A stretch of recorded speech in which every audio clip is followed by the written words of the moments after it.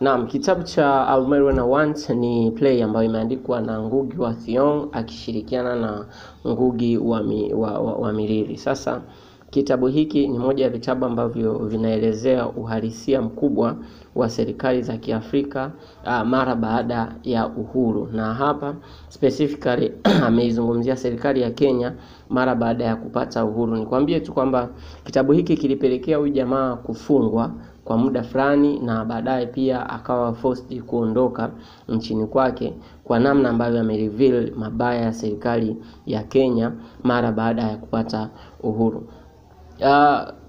Plot summary yake nikisema nikwambie kwa dakika moja ni kwamba kitabu hiki kinaelezea mateso na manyanyaso ambayo Wakenya wanayapitia mara baada ya kupata uhuru. Sasa jina inaitwa Almero and Want, inamaanisha nitaoa nitakapotaka, lakini Wakenya wanaonekana kwamba walidhania wangekuwa huru kufanya maamuzi yao kwamba nitaoa nitakapotaka. Almero and Want, walidhani wakimfukuza mzungu they gonna be able to live as they wishes. Sasa katika kitabu hiki tunaongelea disillusionment. Inaongelewa disillusionment ya Wakenya ambayo inatokea baada ya serikali ya watu weusi kuingia madarakani kuwa imechukua nafasi ya mkoloni na inamnyonya Mkenya zaidi hata ya pale alipokuwa ananyonywa kabla.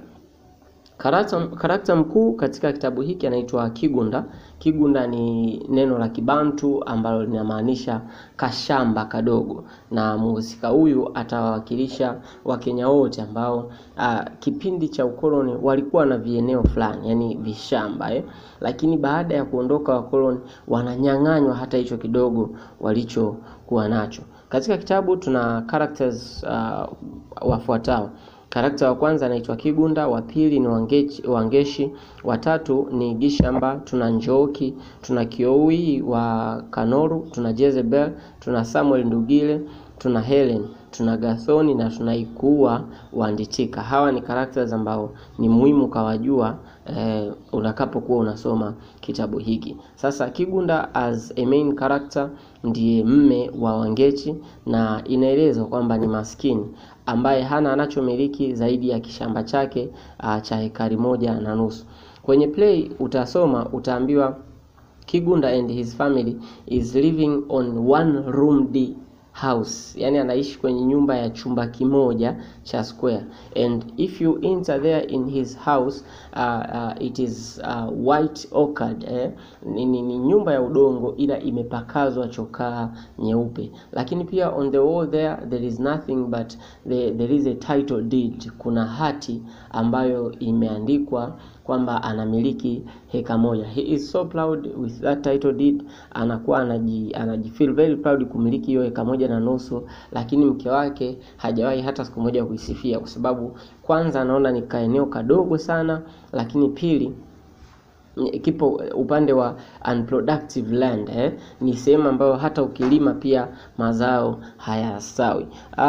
Mke wake Wangeshi ni moja ya wanawake ambao ni supportive kwenye family caring, lakini watu hawa kwa pamoja wanaishi na wana mtoto wao wa kike na wanaishi naye kwenye hicho chumba kimoja. Ukisoma kwenye kitabu inaelezwa huyu mtoto analala chini na wao wanalala juu. Kwa hivyo characterization of these two people, they are poor and ni maskini na wanafanya kazi kwa matajiri ambao tunaenda kuona baadaye kina Kioi. Umeona wanafanya kazi za shamba lakini wananyonywa sana. They are being exploited as they are being paid low. Katika kitabu utaona scene 1 act 1 wanasema pale ambapo wanaishiwa chumvi, wanamtuma mtoto wao akaombe kwa jirani. Wanakuwa wanasema bana, maisha yanakuwa yamepanda bei, ya vitu vimepanda bei, lakini mishahara haijawahi kuongezeka. But also these two are determined to hate Christianity. Wanachukia Ukristo. They think that Christianity is there to soften their heart so that they may be exploited well. Wao pia wanaichukia dini ya Kikristo, wakiamini kwamba ipo ili iwanyonye, ipo ili iwa soften their hearts, ili lainishe mioyo yao na ili wanyonyeke vizuri. Lakini baadaye characters hawa wanapoteza ardhi yao mara baada ya kuwa tricked with KOE.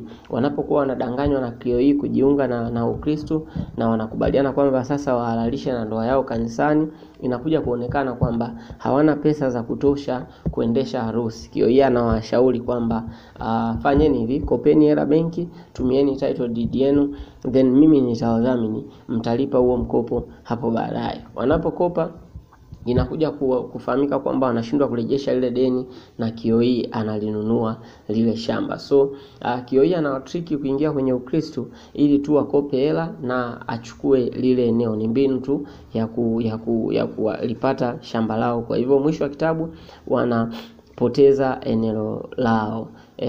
Tukienda pia kwa characters wengine, tuna Gishamba na Njoki. Njoki na Gishamba. Gishamba ni mme wa Njoki. They are aware of hypocritic nature of the upper class. Wao wako aware sana na unyonyaji na ile tendency ya unyonyaji ambayo Waafrika wale ambao ni upper class wako nayo. Kwa hivyo unafiki ule, kwa mfano wanapokuja kuhubiriwa na KOE kwamba waingie kwenye Ukristo, wanawashauri ukweli, wanawaambia wazee msiingie huko. Why? Because wataanza kuwashawishi wanapowashawishi hata mfanye ndoa ya Kikristo. Kwani ile ndoa ya kitamaduni ina kasoro gani? Ushaona, ndoa ni ndoa tu, umeona? Sasa wao wako kwamba bana hawa wanawachota, mwishowe eleweni kuna sehemu watakuja kuwapiga.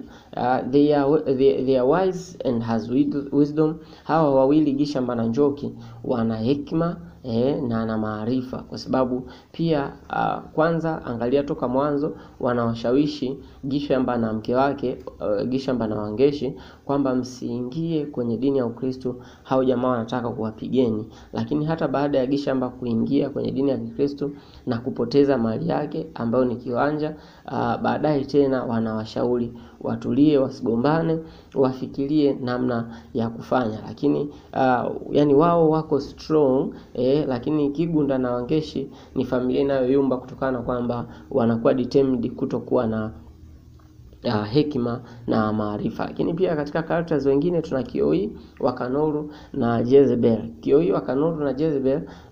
KOE anawakilisha upper class, those African leaders, wale viongozi wa Kiafrika ambao mara baada ya wazungu kuondoka wao wamechukua nafasi yao ya wakoloni na wanawanyonya wa Afrika kuliko hata vile ambavyo mzungu alikuwa akiwanyonya. Na Jezebel kama jina lake ambavyo linaonekana, hii inaweza kutumika kuonyesha allusion, kwa sababu Jezebel hata kwenye Biblia ni mwanamke fulani mnyonyaji mwenye tabia mbovu hivi.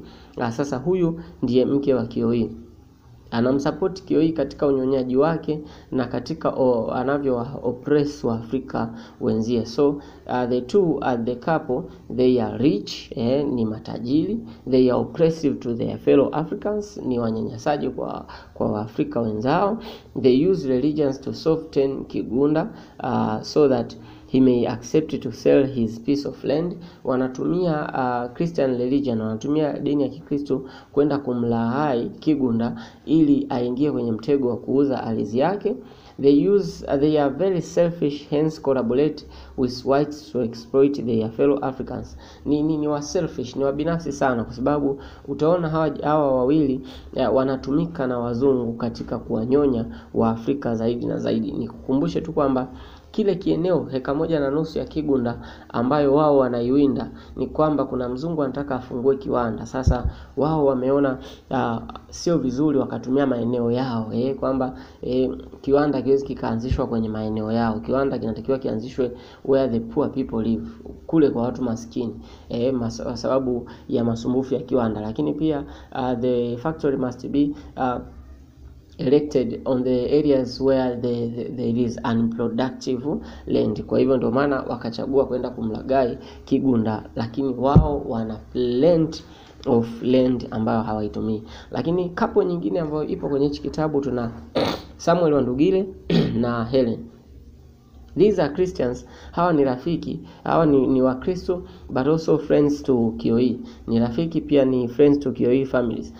Wanatumika KOE anamtumia huyu Samuel Ndugile kusaidiana naye kumpaswedi Kigunda to convert to Christianity. Wanamshawishi Kigunda aingie kwenye Ukristo. Samuel Wandugile na Helen, utaona kwenye act 1 pale wanaenda kumuona Kigunda wakiwa wameongozana, yeye Samuel Wandugile na mke wake, alafu na Kioi pia akiwa na mke wake. Lakini pia tuna karakta mwingine ambaye ni Ikuwa Wanditika. Ikuwa Wanditika, he is a non-Christian. Angalia hypocrite ambao ipo kwa Kioi. Kioi rafiki yake, business partner, very close friend, anaitwa Ikuwa Wanditika. Huyu Ikuwa Wanditika hajaokoka. Sasa rafiki yake wa karibu hajaokoka, anaenda kumhubiria Kigunda ambaye hata sio marafiki. You see, that is hypocrisy hivyo. Lakini pia Ikuwa Wanditika, he is a polygamist, ana wake wengi,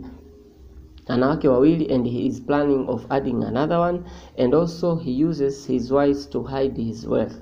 Anawatumia wake zake kuficha mahali zake. Utaona kwamba kwenye mahali za huyu jamaa anaandika majina ya wake zake ili isifahamike kama ni yeye, na anamshauri Kioi kwamba atakapo win, if he wins to buy Kigunda's farm, kama atafanikiwa kulichukua shamba la Kigunda, haipaswi andike jina lake. He must not write his name, he must write his wife's name or his son's name. Inatakiwa andike jina la mkewe au la mtoto wake. Lakini karakta wa mwisho na wa muhimu kuliko hawa wote niliokutajia ni Gathoni. Huyu ni mtoto wa kike na ni mtoto wa kike wa Kigunda na Wangeshi. Ni mtoto wa kike wa Kigunda na Wangeshi, na katika hichi kitabu anabeba dhima kubwa sana ya gender inequality, kwa sababu ni mtoto mdogo wa kike, hapelekwi shule, and she is being exploited by her with her family. Ananyonywa na familia yake. Why? Because she performs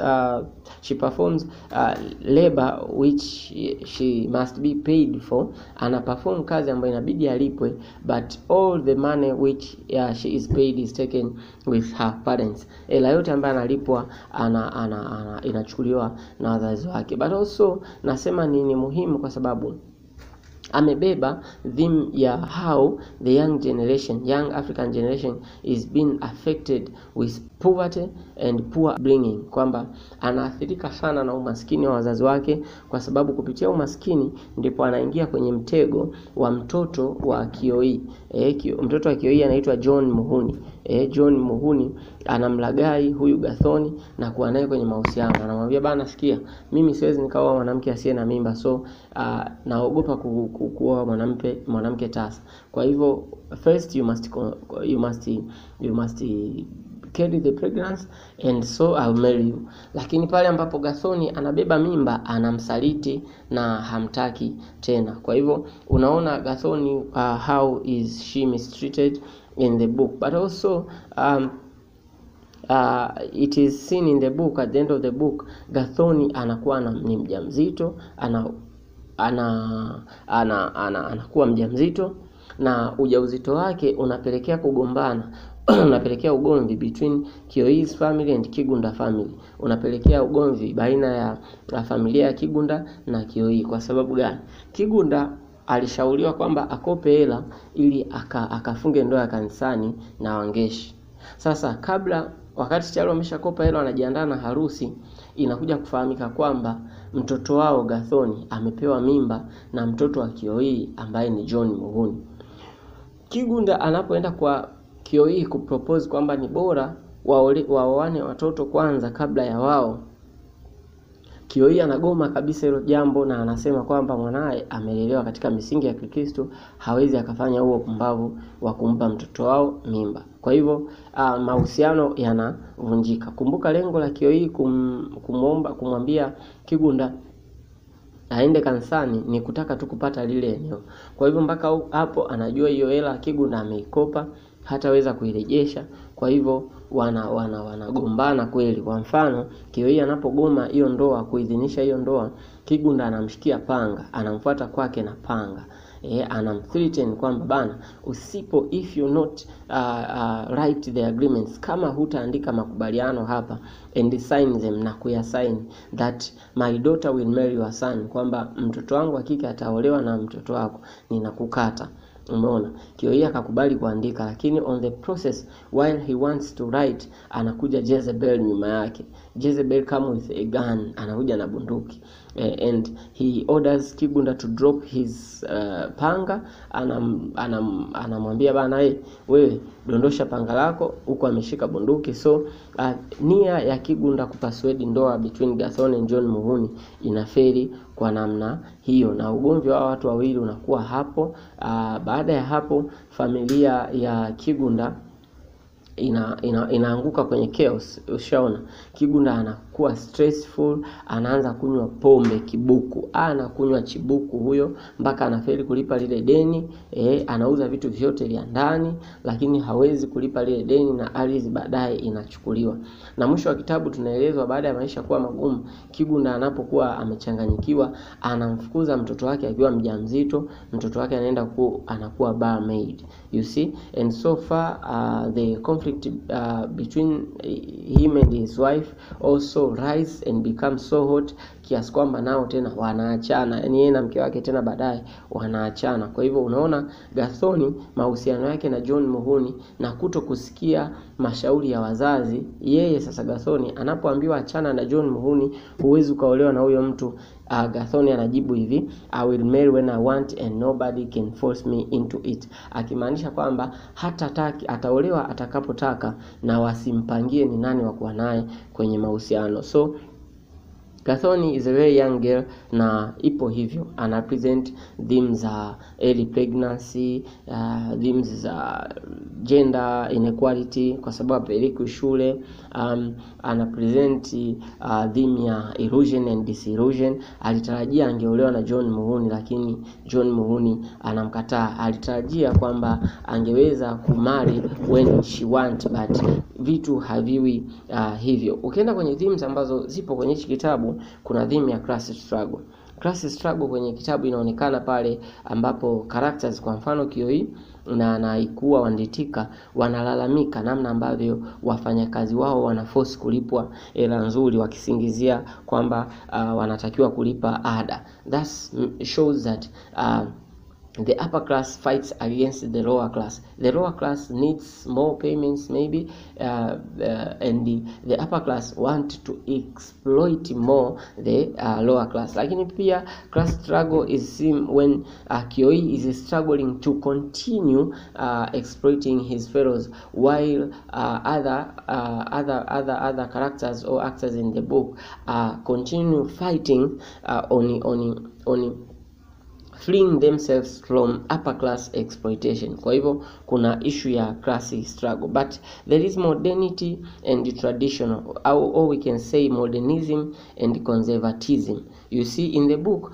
kuna character ambaye anaitwa Gathoni. As I told you, Gathoni is in conflict with her parents, for they need her to behave well according to the African traditions. Wanamtaka behave sawa sawa na tamaduni za Kiafrika, lakini she is a modern girl. Yeye ni msichana wa kileo. You see, when she is asked to go out with her boyfriend, she wants to go, umeona. But when her parents reject or maybe warn her about those deeds, yeye anaona ni sawa. Kwa ulimwengu wa sasa ni sawa, but on our ways it is forbidden for a girl to get close. Inakatazwa kwa msichana kuwa karibu with a man whom she hasn't married to yet, kwa yule ambaye bado hajaolewa naye tayari. Na unaona kabisa baadaye kanapata mimba na kanakataliwa na huyo mwanaume, na familia pia nayo inakakataa. But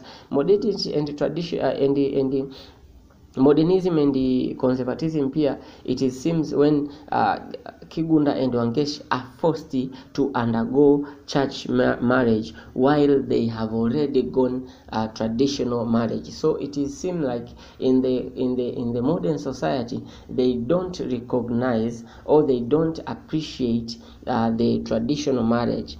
They force people to enter on church marriage. Umeona? Kwa hivyo kuna issue ya ukale na usasa hapo katikati. You see? Ukienda pia kuna theme ya gender inequality, gender and gender inequality. Gender and gender inequality inaelezwa vizuri kabisa na Gishamba na Njoki. These are family friend of Kigunda and Wangeshi. Umeona wanaifafanua vizuri kwamba women participated even on freedom activities of Kenya. Walipambania kabisa hata uhuru wa Kenya. But after independence, people has forgotten their chance, has forgotten their chance, their contribution, their ability and everything. Wanaeleza kwamba wanawake pia wameshiriki kwenye kupambania uhuru wa Kenya, lakini mpaka sasa wamesahaulika kabisa. Wangeshi na Njoki pia wanajaribu Gishamba na Njoki pia wanawaeleza, wanamwambia Kigunda na Wangeshi kwamba hata swala la Gathoni kupata mimba, it's their fault. Why? Because they haven't taken Gathoni to school. Ni ujinga wao kwa sababu hawajampeleka Gathoni shule. So these two are feminist, Gishamba na Njoki. Ukiangalia swala la gender inequality linafafanuliwa vizuri sana na hawa characters wawili. Lakini wewe mwenyewe tu utaona gender inequality kwamba familia ya Gishamba ambaye ni Gishamba na Wangeshi inagoma, haitaki kabisa kumpeleka mtoto wa kike shuleni. Utaona kwenye kitabu anasema where do we get that such kind of money to take a girl and a boy to the school, yani tuwapeleke wote nyie shuleni. So utaona kuna masuala gender and gender inequality. Lakini pia katika kitabu kuna theme ya maybe African traditions. Umeona masuala ya culture and traditions, but also but so far in the book you can see that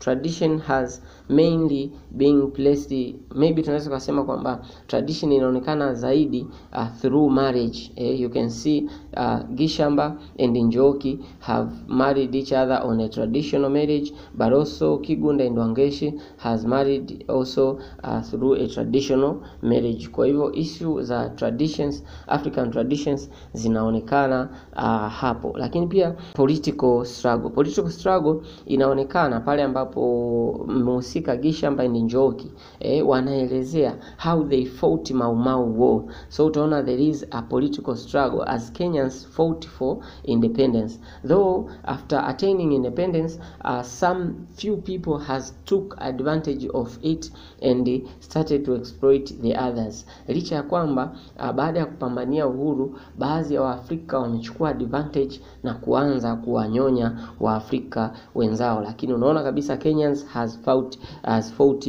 Mau Mau war. But also there is a theme of marriage and family. Marriage and family in this book has being placed side by side. Hii tukienda kwenye techniques tutasema there is something called juxtaposition. In the book we can see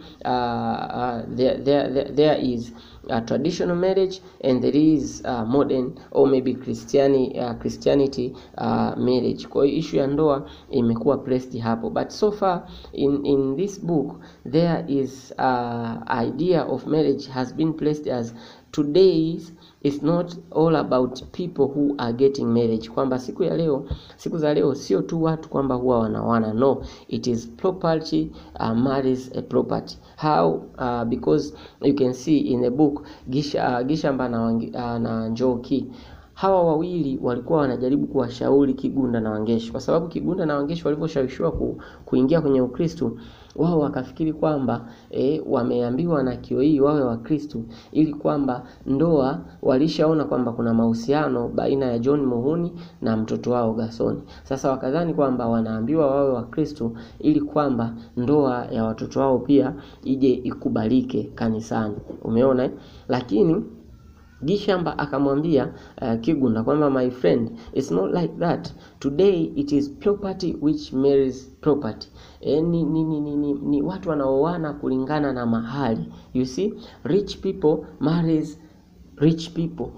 Rich people cannot marry a poor people, so a poor person. So be very careful. Mtu tajiri, a poor person may not be married with a rich person. Kwa hivyo angalia theme ya marriage kwenye hichi kitabu imekuwa presented kwamba siku hizi it's not people who marries people but is property based relationship. Kwa hivyo ndoa siku hizi sio issue tena ya watu kupendana. Ndoa ni issue ya mahali, watu kulingana status. Lakini kuna issue ya religion. Religion in this book has been represented as a tool of exploitation. Katika hichi kitabu dini imekuwa presented kama kitu kinachotumika kunyonya watu. As we can see, Christianity have been used to soften lower class hearts so that they may be exploited well. Kwamba Ukristo umetumika kurainisha mioyo ya tabaka, watu wa tabaka chini ili waendelee kunyonywa vizuri. Lakini pia tuna theme of poverty of most Kenyans. Utaona kabisa Gishamba na Wangeshi, Kigunda na Wangeshi, they unable even to buy salt. Wanamtuma mtoto to go to ask for salt at their neighbor, claiming that life is tough and though maybe price of so many things have risen while their salary have not ever, or their wages have never been increased. You see kwamba bei ya bidhaa zimepanda lakini wao wages zao hazijawahi kupandishwa. So there is a issue of poverty. Poverty also is proven through the social services and the living condition of different families presented in the book. Kwa mfano Kigunda anaishi kwenye nyumba ya chumba kimoja ambapo yeye analala kitandani na mkewe na mtoto analala chini sakafuni. Hicho chumba ndio sebule, hicho chumba ndio jiko, hicho chumba ndio kila kitu. So there is a theme of poverty. Lakini pia tuna theme of neocolonialism. Neocolonialism kwamba ukoloni mambo leo. You can see that licha ya kwamba Kenya have attained its freedom, but after that, after the whites have left, baada ya wazungu kuwa wameondoka, bado they use the remaining African leaders to continue exploiting the Africans. Kwamba hata kama wazungu wameondoka, wanawatumia viongozi wa Kiafrika kama kioi kuendelea kuwanyonya watu weusi. For example, white people wants to elect, wanataka kusimamisha kiwanda, and they use kioi to do so, na wanamtumia kioi kufanya hivyo. Lakini pia there is an issue of exploitation. You can see in the book people like Kigunda, Wangeshi, Gishamba, Njoki, they are working for people like Kioi and they are being very low paid. They are being paid very low wages. Wanalipwa pesa kidogo sana. That the theme of exploitation. But also you can see Gasoni is being exploited by her family kwa sababu anafanya kazi na hela anazopata zinaenda kwa familia. Theme ya mwisho na ni muhimu kuliko zote nilizokutajia ni illusion and disillusion. Utaona kwamba illusion ni kuwa na matarajio makubwa nje ya uhalisia. After disillusion ni pale ambapo mafikio yako au matarajio yako yanabomoka. Hapa kwenye hichi kitabu tunaelezwa illusion of Kenyans on the issue of freedom. Walidhani kwamba baada ya kupambana vita ya Mau Mau wangeishi maisha mazuri sana, lakini hata hivyo baada ya kuwa mpigana hivyo vita, no such kind of thing, kwamba disillusionment. Utaona pia tunamhusika anaitwa Gathoni, anakuwa na illusion kwamba yeye she can marry when she want, anaweza kaolewa pale atakapotaka na kwa mtu anayemtaka. Lakini unaona mwishoni mwa kitabu disillusionment, kwamba my dear, you have to wait there, you cannot decide those things. Lakini pia disillusionment ya Kigunda na Wangeshi, wao walitarajia kwamba watakapokuwa Wakristo basi watakuwa marafiki na itaruhusu watoto wao kuoana, yani mtoto wao Gathoni na mtoto wa Kioi ambaye ni John Muhuni, itafanyika ndoa baina ya watoto hao wawili. Lakini disillusionment, unaona Kioi anakataa kwa herufi kubwa na wanafukuzwa nyumbani kwa Kioi kwa bunduki. You see, theme of illusion and disillusionment ni naweza nikaita kama among the main themes in this book. Ukisema taja themes tatu kwenye hichi kitabu, usije ukaacha theme ya illusion and disillusionment, na usije ukaacha theme ya class struggle ambayo imejitokeza. Lakini kwenye styles and techniques ambazo zinaweza zikaonekana kwenye hichi kitabu, mimi naweza nikakupresentia style and technique ya symbolism. Symbolism kwa mfano, a poor house of Gishamba and Wangeshi that symbolize poverty of most Kenyans, utaona. Lakini pia tuna issue ya gun and sword, bunduki na panga, pale ambapo Kigunda alikuwa akijaribu kumforce Kioi kusaini makubaliano ya mtoto wake John Muhuni kumuoa Gathoni, alimshikia panga. You see, that's a sword.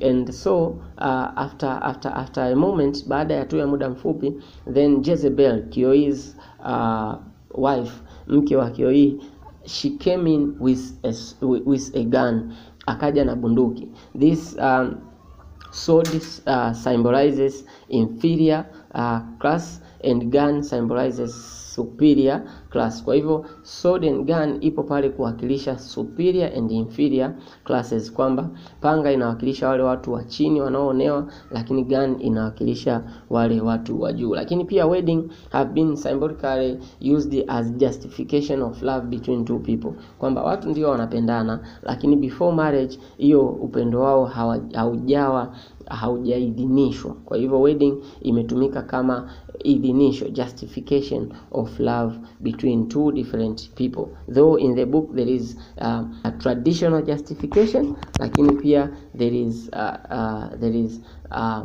Christianity justification. Kwa kuna justifications aina mbili, lakini pia kuna theme ya juxtaposition. Juxtaposition is bringing of two things side by side for the sake of comparison, and through that we got some several themes on that device, kwamba ni juxtaposition ni mbinu ambayo inahusisha kuweka vitu viwili upande na upande kwa ajili ya kutaka mfananisho, na kupitia mfananisho huo kuna themes zinaibuka. Kwa mfano, in the book there is a house of Gishamba and a house of Kioi has been placed side by side for the sake of comparison. Tunaangalia kabisa kwamba Kigunda anakaa kwenye nyumba gani na Kioi anakaa kwenye nyumba gani. Kioi ana nyumba kubwa, ina sitting room, ina bedrooms, ina dining room, lakini ukienda kwa Kigunda ana one roomed house, yani ana nyumba ya chumba kimoja. That is the theme of poverty right there, the theme of classes right there. Yani utaona kuna theme ya classes na poverty inaibuka hapo. Kwa hivyo that's through juxtaposition. Lakini pia juxtaposition it may be seen by placing two families side by side. Utaona familia ya watu watatu, Kioi's family iko pale, alafu huku tuna familia tena ya watu watatu, familia ya Kigunda ipo pale. Utaona namna familia moja inavyomudu maisha, familia moja inavyofeli kumudu maisha. Kupitia hivyo pia kuna themes zinaibuka. Lakini pia tuna theme ya allusion. Allusion is making comparison in a comparison in a literary work which refer to something, event or person out of a literary work or to the other literary work. Kwamba hapa ni pale ambapo tuna present kitu ndani ya kazi ya fasihi, tukirejelea kitu ambacho kiko nje ya hiyo kazi au pia kwenye kazi nyingine kabisa ya fasihi. Kwa mfano kwenye kitabu allusion imeonekana kwenye maneno ambayo ukiingia pale Kigunda alivyoingia nyumbani kwa Kioi yalionekana, yaliyoandika kwamba yaliokuwa yakiandika kuhusiana na Yesu, kwamba Christ is the savior of this house, the guest to every meal, the silent listener to every conversation. Bwana ndiye kiongozi wa hii nyumba, mgeni katika kila tunapokula, na pia msikilizaji katika kila maongezi yanayoendelea huko ndani. Hiyo ni mistari inayotoka kwenye Biblia. Lakini pia jina la Jezebel limetumika, it is an allusion because it refers someone from the Bible. It refers someone from the Bible. Lakini pia tabia za Jezebel kwenye Bible zilivyo mbovu na mbaya zinafanana kabisa na tabia za Jezebel huyu kwenye hichi kitabu. Lakini pia tuna technique nyingine ambayo ni simile, ambapo unaona kwamba simile unaambiwa the cake of the wedding is like white, is white at the dress, kwamba keki ni nyeupe kama gauni. That is simile, comparison of two unlike things by using conjunctions. Lakini pia kuna swala la metaphor. Kwenye kitabu unakutana na kauli inayosema the owners of the company are really scorpions. Walipo pale ambapo Gishamba walikuwa wanawasema akina Kioi, wale watu wanaomiliki hayo makampuni ambako wao wanafanya kazi, kwamba hawa jamaa ni scorpion, ni nge. Utaona that is the comparison without using conjunction. Lakini kuna personification ambapo Wangeshi alikuwa akimuelezea Kigunda. Anasema Kigunda had become married to Chibuku Liko, akimaanisha kwamba huyu Kigunda sasa amefunga ndoa na pombe aina ya Chibuku. Sasa akimaanisha kwamba Kigunda amekuwa mlevi sana. Lakini pia kuna code switching. Code switching ipo sana. Mfano wa code switching pale Kigunda akiwa anamuonya mwanae, alimwambia hivi, if I ever see or hear that again, kama nitasikia hilo jambo tena utakiona cha mtamakuni. Yani alizungumza hivyo, if I ever see or hear that again, utakiona cha mtemakuni. Utaona amechanganya lugha hapo. Utakiona cha mtemakuni ni neno la Kiswahili, that is barbarism or code switching. Lakini pia kuna the use of songs and dances. Kwa mfano kwenye act 1 utaona kuna kanisa linapita linahubiri na linapitisha harambee ya kujenga kanisa, wanaimba wimbo, wanasema kwenye on page 10 anasema the devil must be crushed, crush him for the darkness is falling. Wanaimba huo wimbo wakiwa wanahubiri. Lakini pia naomba tumalize na relevance or relationship, relevance of the title of the book to what is found inside of the book. Yani hichi kitabu kinaitwa Almero and I Want. Je, ukiingia kwenye kitabu hiyo theme ya Almero and I Want inaonekana? Almero and I Want kwa mara ya kwanza inaonekana mlevi alipokuwa akipita nyumbani kwa Gishamba, amelewa na akaanza kukojoa mbele za watu, anaimba wimbo wa Almero and I Want, nitaoa nitakapotaka, akionyesha swala la kukatishwa tamaa au kukata tamaa ambalo amelipata mara baada ya kushindwa kufanya vitu ambavyo anavipenda pale atakavyopenda. Mlevi huyu wimbo wake ulikuwa ukijaribu kueleza namna nzima theme ya kitabu ilivyo. Yani yeye ndo ameintroduce wazo zima la Almero and I Want, kwamba nitafanya ninachotaka pale nitakapotaka, lakini yet anawakilisha Wakenya ambao wamekubuku kwenye ulevi kutokana na maisha magumu ambayo hawakuwa wanayapenda. Pia relevance of the title of the book to what is found in the book may be themes through Gasoni. Gasoni anamwambia mama yake pale mama yake anapojaribu kumuasa kwamba asiwe karibu na John Muhuni kwa sababu hawezi akamuoa na hawataruhusu aolewe na mvulana kama yule. Anasema mother, I will marry and I want and nobody shall force me into it. Nitaolewa nitakapotaka na hakuna ambaye atanilazimisha mimi kuingia kwenye ndoa. That is the second thing which shows relevance between the title of the book and what is found inside. Lakini pia tunaona relationship of the title of the book to what is found inside pia inaonekana kupitia Kigunda and Wangeshi's hope of hoping that Kigunda and Wangeshi hoping that they can decide upon Johnny Muhuni's marriage with their kid or with their daughter. Yani wao walikuwa wanatarajia kwamba wanaweza wakafanya maamuzi juu ya ndoa ya mtoto wao na Johnny Muhuni, kitu ambacho si sahihi. Utaona baadaye kilikuja kuwa crushed kabisa na Kioi. Lakini pia kwenye kitabu tunaelezwa Kenya's hope that after independence they would be free to live as they wish, kwamba walikuwa wanatarajia baada ya uhuru wangeishi vile wanavyotaka. Kwa hivyo I'll marry when I want inaeleza kwamba Wakenya walidhania kwamba wataishi maisha watakayoyataka baada ya kupata uhuru. Karakta mmoja anasema kwamba kipindi hicho walikuwa wakipreach kwamba watakula vizuri, watakunywa vizuri,